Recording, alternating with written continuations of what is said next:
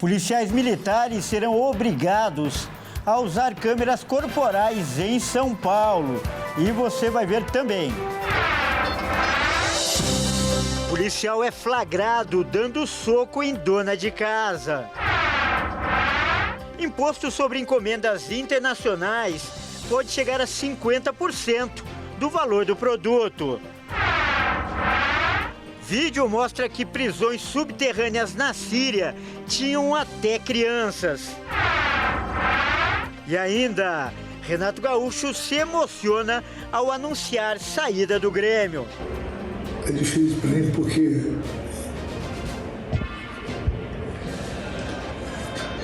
tá à frente de um grande clube como esse, com uma grande torcida.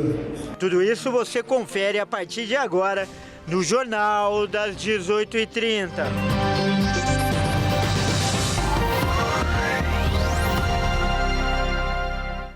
Olá, seja muito bem-vindo. Nós estamos ao vivo, agora são 18h36 pelo horário de Brasília. Eu sou o Kleber Werneck e a partir de agora você confere comigo as notícias do Brasil e do mundo desta segunda-feira. Uma ótima semana para você. E olha, os policiais militares de São Paulo agora serão obrigados a usar as câmeras corporais nas ações. A decisão foi tomada agora há pouco, hoje, pelo presidente do STF, o Luiz Roberto Barroso. Acompanhe.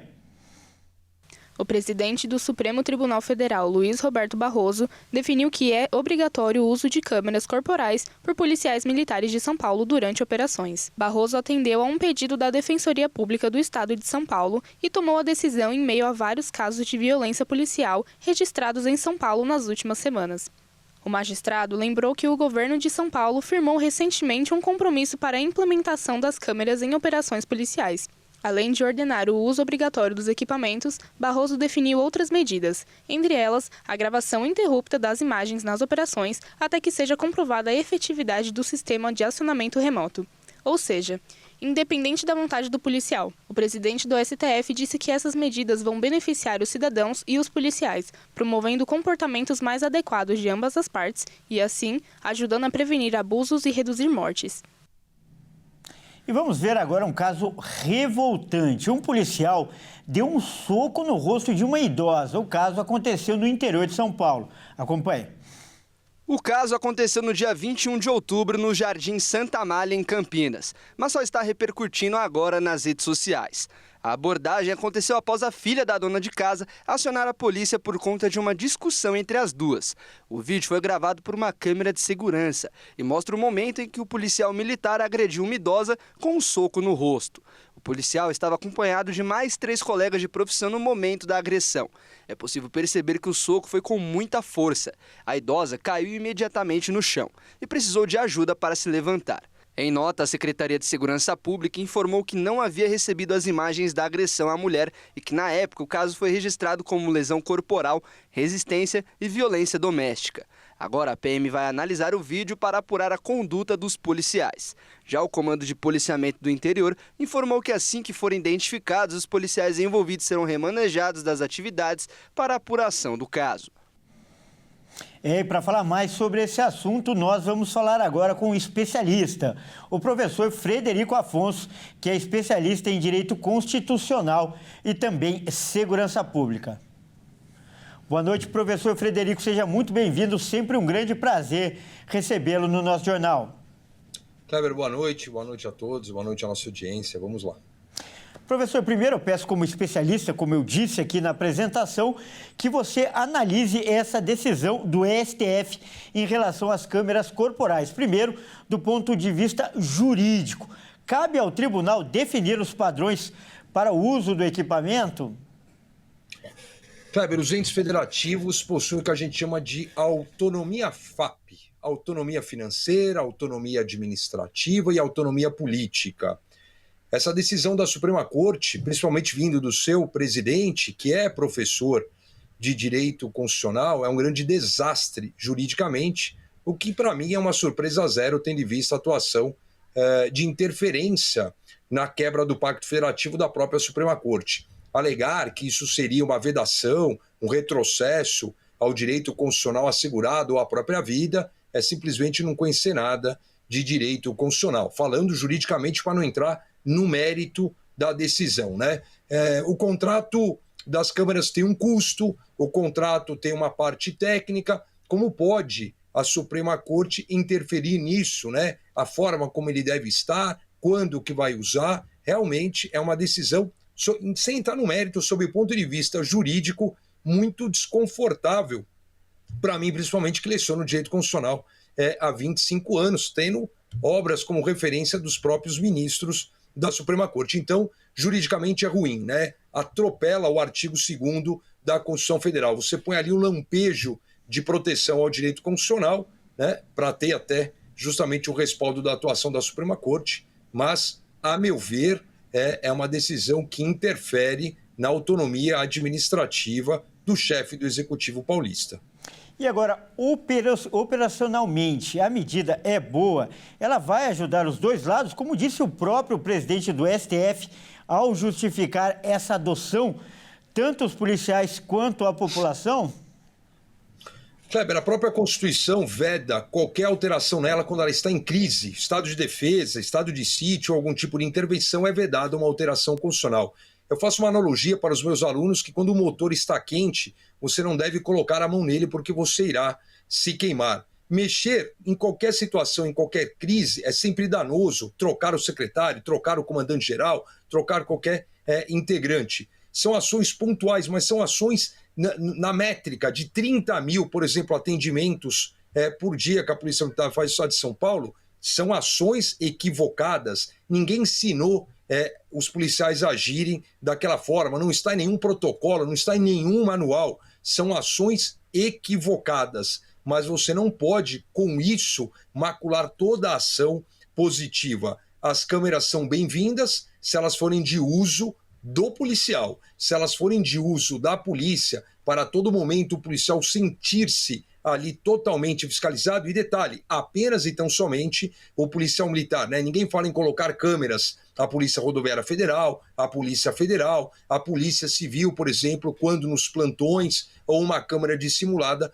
quando da sua atividade de polícia judiciária, ou a todo serventuário, aos gabinetes dos juízes, do Ministério Público, né? Então, como a gente fala, a Polícia Militar hoje, ela é a má conduta de toda a nação brasileira. Eu enxergo isso sempre com muita reserva, viu, Kleber? Não há comprovação científica que isso vai diminuir qualquer questão nesse sentido.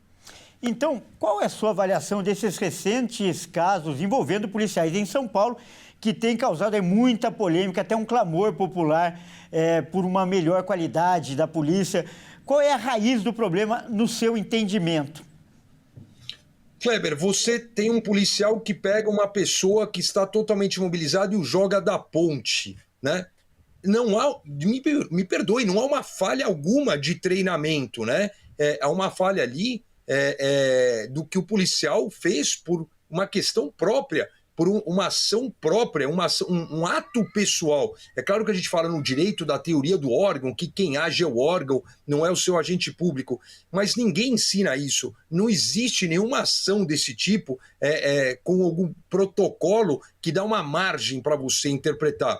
É uma ação pessoal. É a mesma coisa do motorista de ônibus, ele pegar e avançar o semáforo vermelho e atropelar uma série de pessoas porque ele quis passar no semáforo vermelho. Então, eu não tenho uma norma, eu não tenho um treinamento defeituoso, né? Não tenho aqui que trazer um retreina, trazer um novo procedimento. O policial ele está cansado de saber o que pode e o que não pode. Quando ele age sabendo que não pode fazer, é um ato dele. É um ato que vai ser apurado dentro do devido processo legal, mas você não tem... É uma corporação que vai fazer 200 anos com 84 mil policiais. Então, os erros, mas são muitos erros. Não, são erros que não chegam a 0,5% dentro de vista a quantidade de ações feitas, felizmente, dentro dos protocolos, né? Então, é estudar aquele policial, porque é uma questão completamente fora de conduta. Os casos todos nesse sentido, recentemente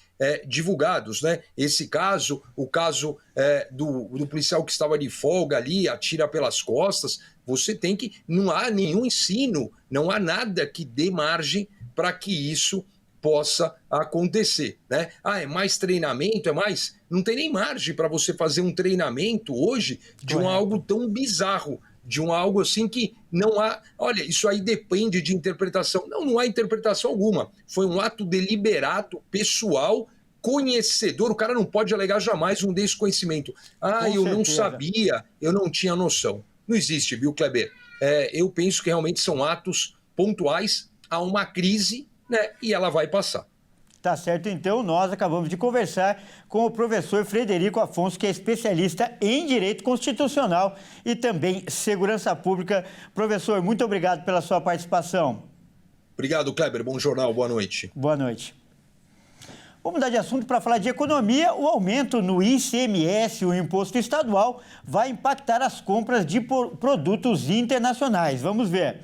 Com o anúncio de que a alíquota do Imposto de Circulação de Mercadorias e Serviços, o ICMS, vai aumentar de 17% para 20% sobre as encomendas internacionais a partir de abril de 2025, as empresas internacionais de comércio eletrônico reagiram com vigor. Um exemplo disso é um vestido que custa R$ 100 e possui quantidade de impostos e tributos de R$ 44,50, seu valor final de compra será de R$ 144,50. Caso a alíquota máxima for aplicada, o mesmo vestido passará a custar R$ 150. Empresas como Shein e AliExpress se pronunciaram por meio de nota dizendo que os consumidores brasileiros já enfrentam a maior carga tributária do mundo para compras feitas em plataformas estrangeiras e já estão pagando uma carga tributária de 44,5% em compras internacionais de até $50. E além disso, desde abril deste ano, produtos abaixo de $50 são taxados em 20% referentes ao imposto de importação. Segundo as empresas, dados recentes da Receita Federal mostram que remessas internacionais tiveram queda de mais de 40% após o aumento de imposto de importação para 20%, o que demonstra o impacto negativo sobre os consumidores brasileiros.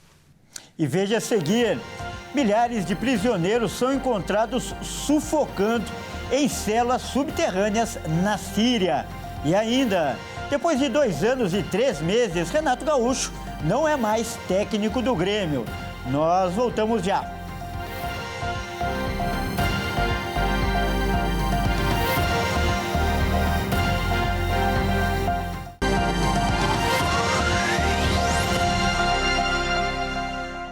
Mais uma vez, seja muito bem-vindo. Nós estamos de volta e ao vivo. São 18 horas e 49 minutos pelo horário de Brasília. E a tensão é cada vez maior na Síria. Após a queda do ditador Bashar al-Assad, milhares de prisioneiros foram encontrados sufocando em células subterrâneas de uma prisão. Vamos conferir as imagens. As forças rebeldes que derrubaram o regime de Bashar al-Assad tomaram o controle do presídio de Sayadinaya, libertando prisioneiros em condições desumanas na capital de Damasco. Nas imagens podemos ver os rebeldes abrindo a porta do presídio para começar a invasão. Em outro momento, as imagens mostram as forças rebeldes no presídio feminino. Conseguimos ver mulheres amontoadas dentro da cela pedindo para que seja aberta. E nesse mesmo local conseguimos ver uma criança junto com as presidiárias. Em outro vídeo podemos ver a libertação de uma cela de homens que comemoram quando saem. As autoridades de Damasco informaram que os presidiários estavam quase morrendo sufocados pela falta de ventilação e que os esforços para a libertação ainda continuam. A estimativa é que mais de 100 mil detidos estão no presídio, que podem ser vistos pelo sistema de monitoramento de câmeras. E o Palácio do Planalto determinou o esvaziamento da Embaixada Brasileira em Damasco. A medida tem a preocupação de proteger os funcionários por causa da tensão no país. O governo brasileiro determinou o esvaziamento da embaixada em Damasco para proteger os servidores no país. A ordem partiu do Palácio do Planalto, devido à crescente escalada da tensão no país do Oriente Médio, após a derrubada do ditador Bashar al-Assad. A operação de resgate está em curso e tem apoio da ONU. O Brasil se somou a outros países da Europa que decidiram esvaziar suas representações. Um dos planos é um comboio levar os diplomatas e demais servidores até o Líbano. O Ministério Ministério de Relações Exteriores é responsável pela operação. Segundo a avaliação de diplomatas, as chances da situação na Síria piorar é muito grande. O governo Lula ainda não preparou uma ação de repatriação dos cidadãos brasileiros na Síria. Dados do portal consular do Ministério das Relações Exteriores mostram que cerca de 3 mil brasileiros vivem na Síria. E agora é hora da gente falar de esportes aqui no Jornal das 18h30. E quem traz as informações é a Maíra Anjos. Boa noite, Maíra, seja muito bem-vinda. E Maíra, hoje é dia de eleição, né? Um grande clube do futebol brasileiro vai conhecer seu novo presidente para os próximos anos, não é mesmo? É isso mesmo, Kleber. Boa noite a você e a todos que nos acompanham. O Flamengo vai conhecer o nome do seu novo presidente em poucas horas. A eleição no clube já se aproxima do final. A votação começou às 8 horas da manhã no ginásio Hélio Maurício, que fica na sede do clube na Gávea. Ao todo, 6.137 sócios estão aptos a votar até às 21 horas. Pela primeira vez, a eleição do Flamengo está sendo feita com voto eletrônico. As urnas foram cedidas pelo Tribunal Regional Eleitoral e a apuração vai ser acompanhada pelo Ministério Público do Rio de Janeiro. São 3 chapas que buscam o comando atual do clube. O atual presidente Rodolfo Landim lançou a candidatura de Rodrigo Donchi e o advogado Maurício Gomes e o empresário Luiz Eduardo Baptista são os candidatos das outras chapas. Tá certo, Maíra. E o Brasileirão acabou, né? Botafogo campeão, mas e os melhores jogadores do campeonato? A seleção foi definida, Maíra? Foi sim, Kleber. A CBF montou a seleção do campeonato e o Botafogo não só dominou a competição, mas também dominou a seleção do torneio.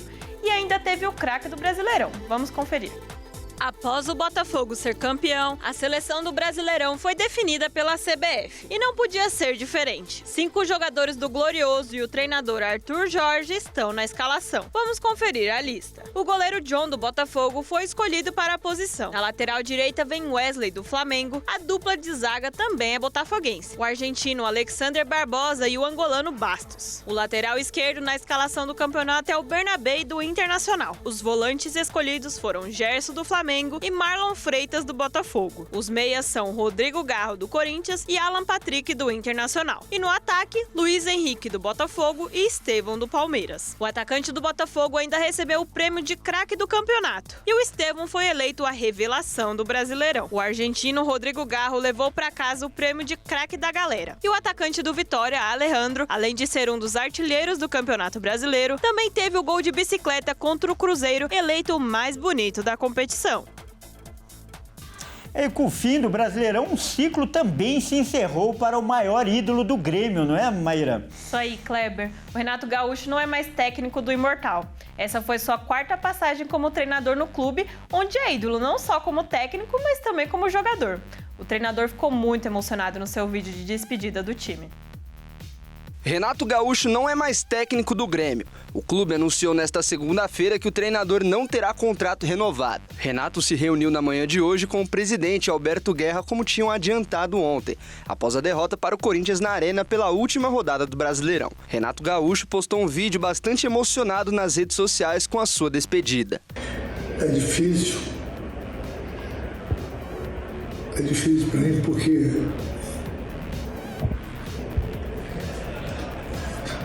está à frente de um grande clube como esse, com uma grande torcida. Você cria uma amizade muito grande com jogadores, funcionários, diretoria, presidente. E, de repente, da noite para o dia, você tem que dar um tempo. Mas eu conversei com várias pessoas e acho que foi a decisão certa no momento. Sente as portas do clube sempre estavam abertas. Meu muito obrigado a todos. Aqui meu registro. Assumo toda a responsabilidade, de qualquer incidente que desse como clube. A responsabilidade toda é minha, de mais ninguém. Torcedor, muito obrigado por tudo. A 4ª passagem do treinador no Clube Gaúcho acaba após 2 anos e 3 meses, com 141 jogos. Foram 70 vitórias, 31 empates e 40 derrotas. Conquistou 2 campeonatos gaúchos e foi vice do Brasileirão do ano passado. Em 2024, foi eliminado nas oitavas da Copa do Brasil e da Libertadores e se livrou do rebaixamento na 36ª rodada. Bom, Kleber, por hoje é só. Uma boa noite para você e para todos que nos assistem. Até mais. Muito obrigado, Maíra. Até amanhã. Até mais. Bom, o Jornal das 18h30 fica por aqui. Eu agradeço demais a sua companhia. Ótima noite para você e até amanhã.